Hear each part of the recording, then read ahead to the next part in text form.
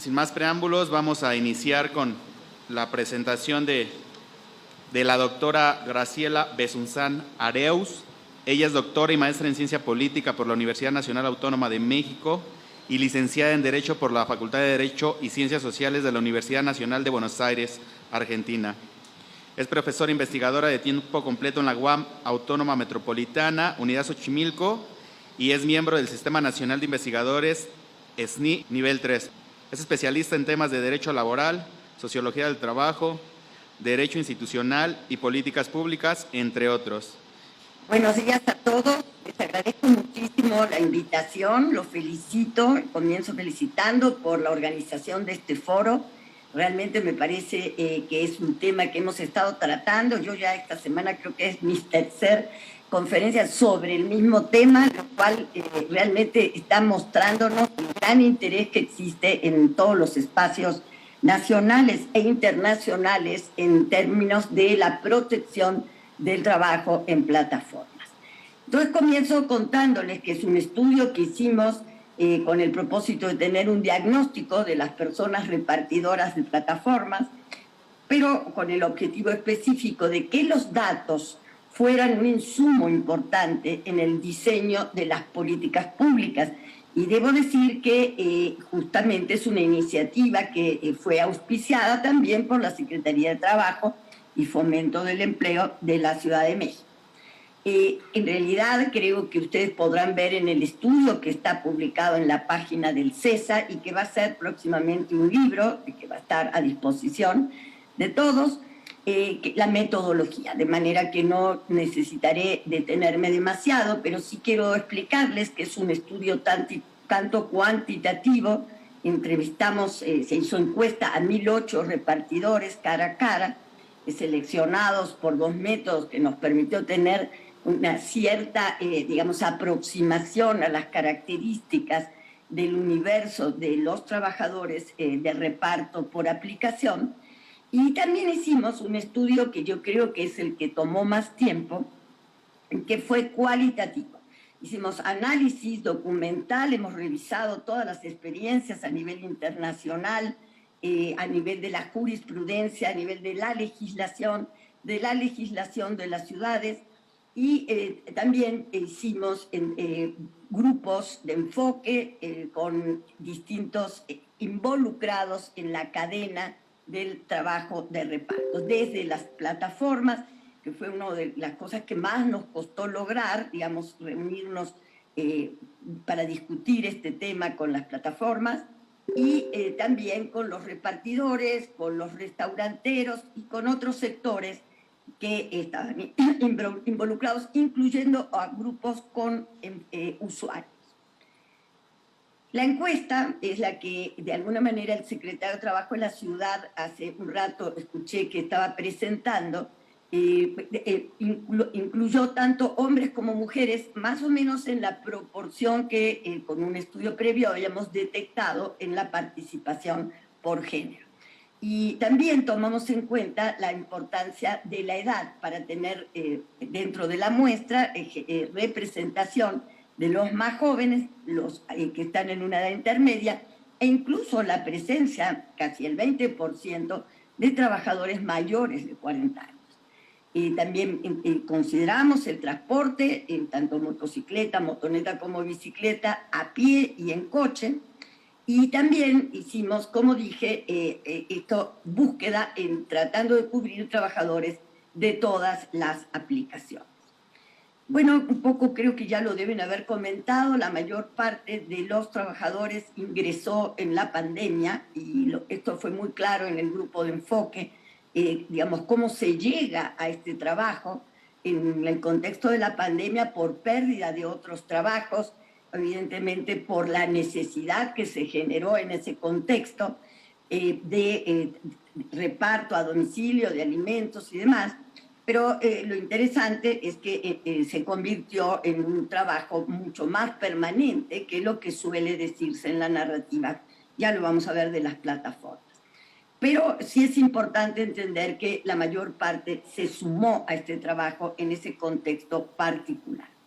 La edad a mí me parece importante entender que hay una distribución por edad importante, como decíamos recién, tenemos un número importante de incluso mujeres mayores de 40 años haciendo esta labor, que es un 25%, se concentra, digamos, esto básicamente en el grupo de menores de 25 años, pero casi en la misma proporción entre 26 y 40, que es importante porque muchos de estos trabajadores tienen personas dependientes, alrededor de 3 de cada 10 tienen personas dependientes de ellos, de manera que no son solamente, digamos, ingresos para la satisfacción de sus necesidades. Bueno, aquí está la distribución de los entrevistados por localidades. El estudio tiene mapas importantes para ver, digamos, dónde se concentró, no solo el estudio, sino dónde hay más concentración de trabajadores de plataforma, de dónde provienen, en fin, no lo voy a presentar acá. Lo importante es, bueno, como decía recién, las características de los repartidores, y ahí, como decía, aproximadamente 3 de cada 10 o 30% son personas que necesitan de su ingreso para atender y también a otra persona, no solamente para sí mismas. En cuanto a la cuestión de qué tipo de trabajadores son considerando el nivel educativo, es muy importante ver que las personas tienen, digamos, que están aquí, estudian y trabajan, son muy pocas. No es cierto esto de que es un trabajo mientras las personas estudian. Solo menos del 20% está actualmente, bueno, cuando fue la encuesta en octubre de 2020, estudiaba y trabajaba. El resto solamente trabajaba.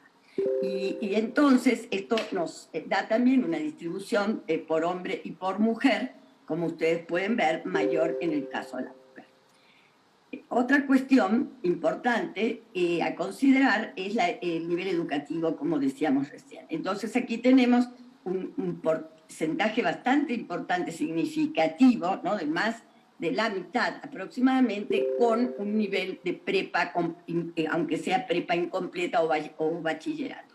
Quiere decir que tenemos un nivel muy alto educativo en relación a lo que suele creerse que son trabajadores que ingresan por no tener la posibilidad de entrar a otro trabajo.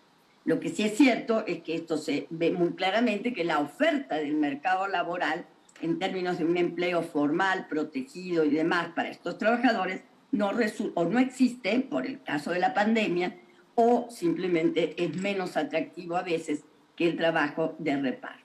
Cuanto a la jornada, está muy claro que no es un trabajo de unas cuantas horas para complementar un ingreso, porque solo el 20% tiene otra actividad.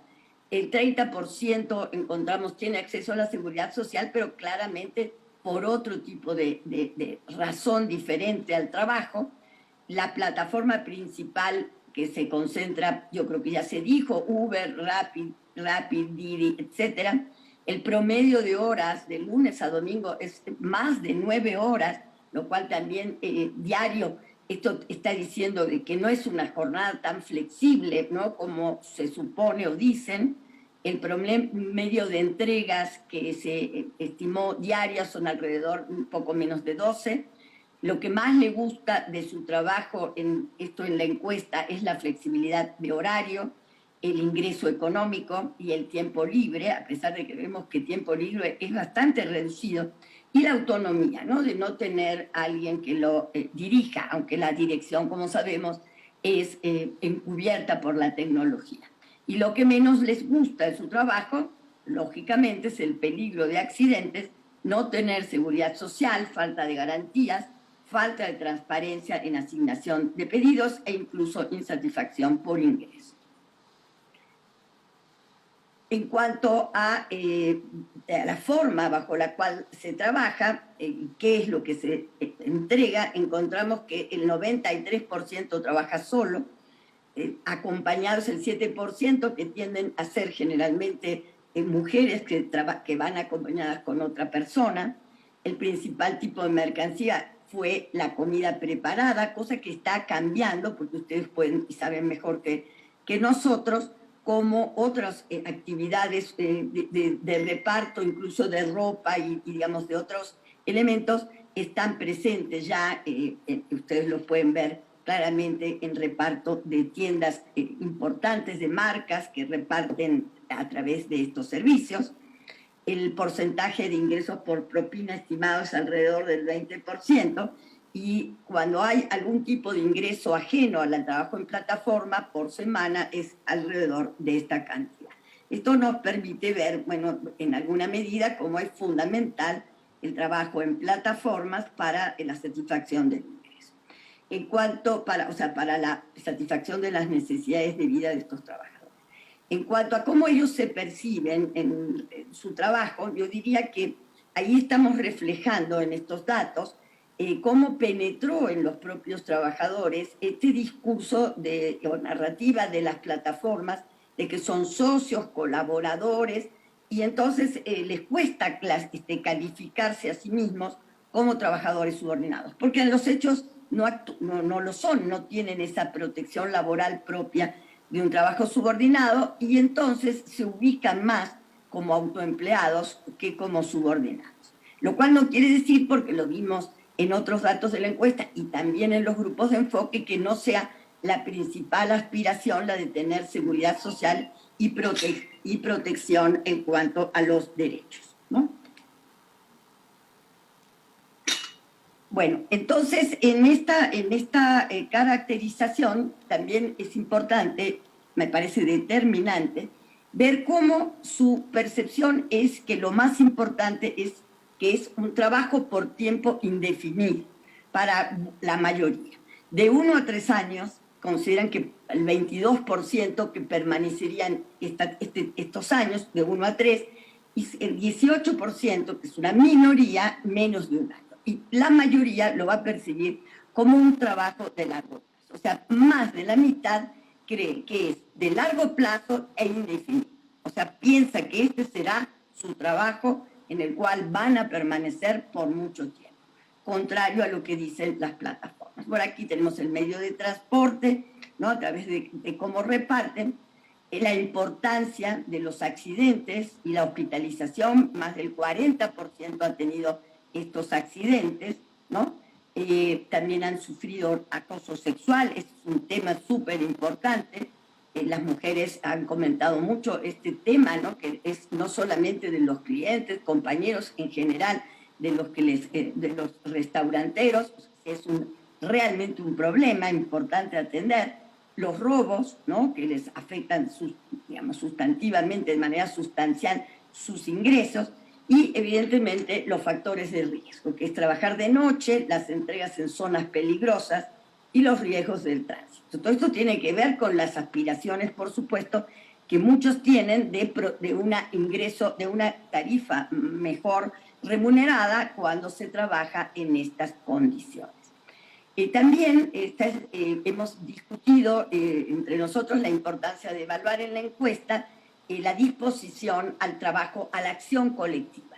Encontramos, como saben, una gran resistencia en formar sindicatos, de ahí que nos alegra mucho que lo hayan intentado y lo hayan logrado. Yo creo que hay que entender que el reconocimiento del sindicato a la Unión Nacional de Trabajadores por aplicación sí es una buena señal por parte de las autoridades laborales, porque están implícitamente reconociéndoles el carácter de trabajadores asalariados, pero resulta que es lo primero que vamos a tener que hacer es lograr explicar a los trabajadores y trabajadoras primero el cambio importante que se está realizando en materia de todo el sistema sindical mexicano, y crear nuevamente la expectativa y la credibilidad para los sindicatos, porque lo primero que encontramos es que más de la mitad no quisieran afiliarse a ningún grupo ni a ningún sindicato, simplemente por el desprestigio. Consideran que solo les piden cuotas, no cambia nada, solo beneficia a los dirigentes, no les tienen confianza, y también el temor del bloqueo. En última instancia, lo que esto nos muestra es que aquí tenemos un área de oportunidad enorme para lograr que esas aspiraciones de mejora se canalicen adecuadamente por el tipo de organización que realmente puede ser un factor para disminuir la asimetría de poder entre los repartidores y las plataformas. Evidentemente, lo que ellos aspirarían en caso de organizarse es mejorar sus condiciones de manera formal, es ser reconocidos, obtener derechos, tener más información y transparencia en la forma en que se asignan periodos, en los pedidos, en la seguridad y la protección, etc. Pero también hay un porcentaje que no participaría por ningún motivo en ninguna forma de acción colectiva. Aquí está igual, en términos de qué buscarían del gobierno, qué esperan de la ciudad, qué esperan del gobierno federal y demás. Por supuesto es que se exijan, y esto la mitad, derechos laborales, transparencia, contribuciones a la seguridad social y demás. Bueno, de estas, digamos, de los datos que obtuvimos, nos permitieron luego con ellos ir a discutirlos con distintos grupos de repartidores, como dije, y todos los que participan están involucrados en este trabajo. Y bueno, comprobamos, confirmamos que las razones por las que están en el trabajo es, en primer lugar, la facilidad de acceso por bajas barreras de entrada, pocos requerimientos aparentemente materiales y de escolaridad, aunque vimos que en realidad no sería para la más de la mitad un problema porque están escolarizados altamente. Las motivaciones son los ingresos, pero encuentran que han ido descendiendo por el ingreso de más repartidores a las plataformas. Y este es un punto bien importante que yo siempre uso para argumentar por qué también hay que regularlas a las plataformas y exigirles derechos. Porque para ellas se ha convertido en algo muy sencillo permitir que ingresen ilimitadamente repartidores a la plataforma como una manera de presión, pero eso lleva a que los repartidores, ustedes lo saben bien, puedan tener que pasar muchas horas sin tener un solo pedido. Entonces, para ellos esto es muy sencillo y con eso generan una enorme presión sobre ustedes y competencia. Bueno, la flexibilidad es algo que también era muy importante, pero cuando hicimos las entrevistas y los grupos de enfoque, vimos que cada vez esta flexibilidad se diluye, se disminuye, porque para tener buenos ingresos tienen que estar conectados de manera permanente, incluso en baja demanda, y en días y zonas con muy poca demanda. Entonces, en realidad la flexibilidad es relativa, porque se trata de trabajos de tiempo completo y en horarios cada vez más extensos. Muchos piensan que en estos empleos ya no podrían mejorar, y eso es algo que hay que cambiar en términos de la percepción, pero además, a pesar de eso, y dadas las restricciones, digamos, de la baja generación de empleo formal, protegido y calidad, entonces lo ven como empleos de largo plazo. De alguna forma, los que querrían salir de este trabajo reconocen que ven pocas probabilidades de hacerlo también porque no hay mejores oportunidades en el mercado laboral. Incluso algunos tienen la aspiración de hacer un ahorro para poder tener un negocio propio. Bueno, las empresas, ustedes saben muy bien, no me detengo para poder ir concluyendo, pero ellas rechazan rotundamente ser reconocidas como empleadoras, consideran que son solo intermediarias, no aceptan que ellas son las organizadoras del servicio. Ellos simplemente su narrativa es que este es un trabajo fenomenal que otorga beneficios extraordinarios a las personas repartidoras porque tienen flexibilidad de tiempo, compatibilidad con otras labores, no tienen que tener ninguna exclusividad y todo eso para ellas es la razón por la cual no tienen por qué reconocer derechos. Recuerden que este es un argumento que debemos combatir en el sindicato y en otras formas organizativas. Tener flexibilidad no implica sacrificar derechos. La flexibilidad se ha venido dando del lado de los empleadores, pero es un derecho también del lado de los trabajadores y en muchos trabajos ya reconocidos como asalariados son trabajos también con estas características de flexibilidad y no por eso se niega la relación. En fin, ellas solamente entrarían a participar en cualquier diálogo o posibilidad reconociendo a estos trabajadores como independientes y entonces no contribuyendo ellas mismas a la cuota, por ejemplo, de la seguridad social. Porque para ellas reconocer, pagar una cuota significa asumirse como patrones y no quieren aceptar todos los derechos. Pero nuestra investigación concluye en que toda la narrativa que funda o que fundamenta esta postura de las plataformas, y que hay que tener cuidado porque muchas veces incluso autoridades, claramente la Secretaría de Hacienda, el Instituto Mexicano del Seguro Social, compra esa narrativa. En realidad nuestro estudio muestra, no es un trabajo para jóvenes solamente, tampoco solo para estudiantes que ocasionalmente quieren hacerlo, solo 2 de cada 10, no son personas con baja escolaridad, por tanto, evidentemente no es solo el problema de que no tienen escolaridad y por eso es lo único que pueden hacer, no es un trabajo secundario, 8 de cada 10 solo se desempeña como repartidor, no es ocasional, no es de corto plazo.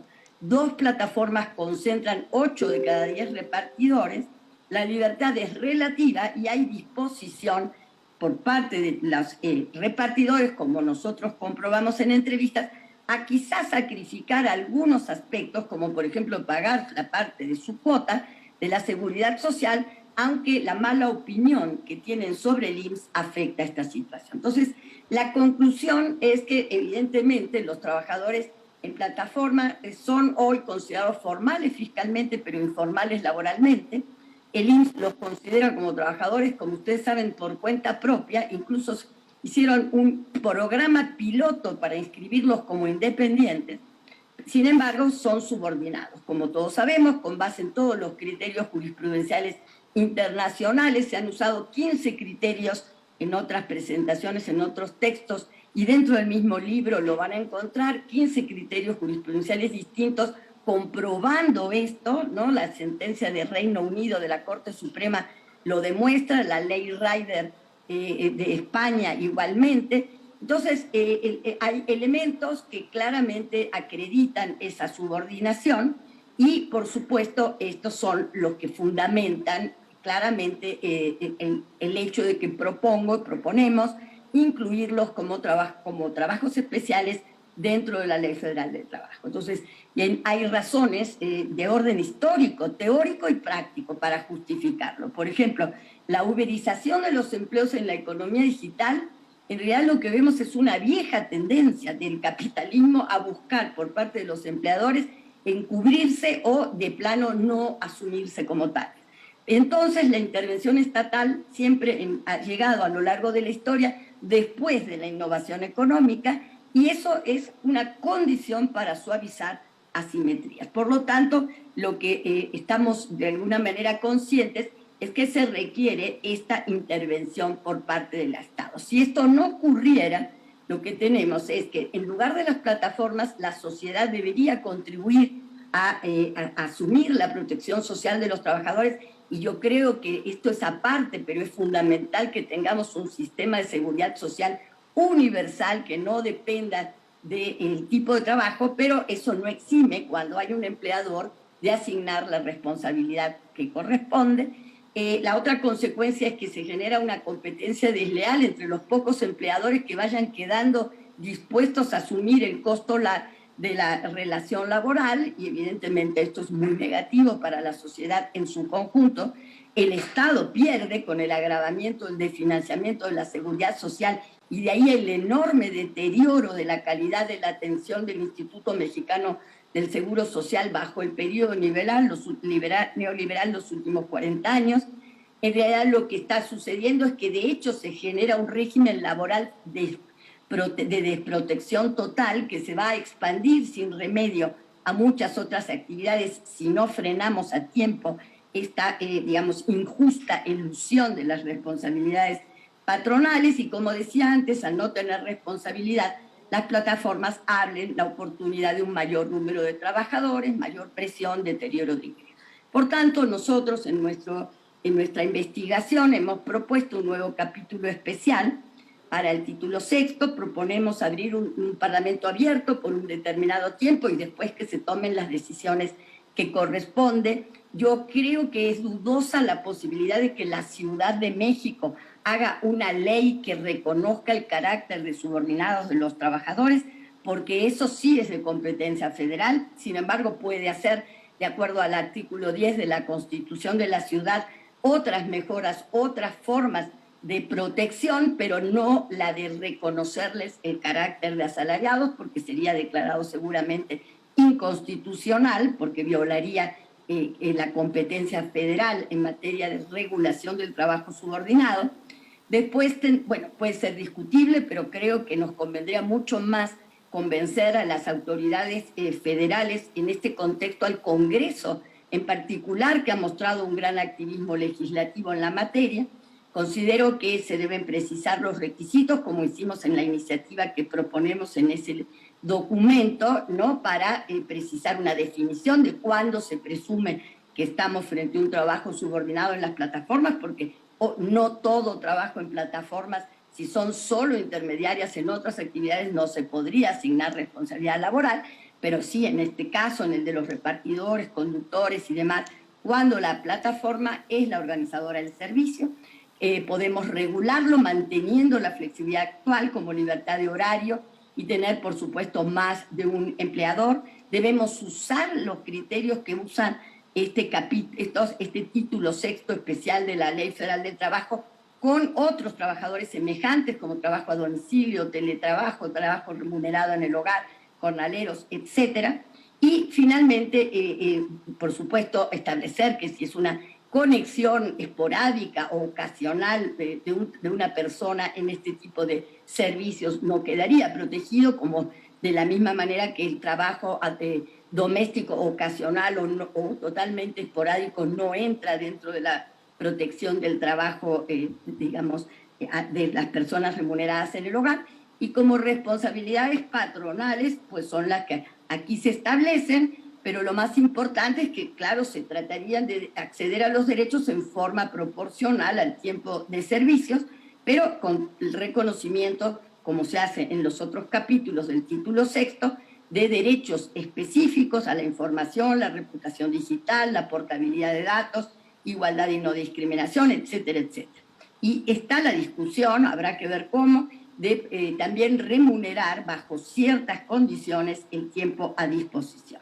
Y por último, es que es necesario entender problemas operativos y resolverlos creativamente para la inscripción a la seguridad social en el caso de los trabajadores multipatronos, como ya se ha hecho en el caso del trabajo doméstico. Entonces, nuestra propuesta, nuestra conclusión es que todo indica que las tendencias a nivel mundial están yendo hacia la intervención y el reconocimiento del carácter subordinado de estos trabajadores, y por lo tanto celebro la reunión que estamos teniendo el día de hoy e insisto en la importancia de que tanto a nivel de la Ciudad de México como a nivel federal esto entre ya a la agenda de toma de decisiones. Muchísimas gracias.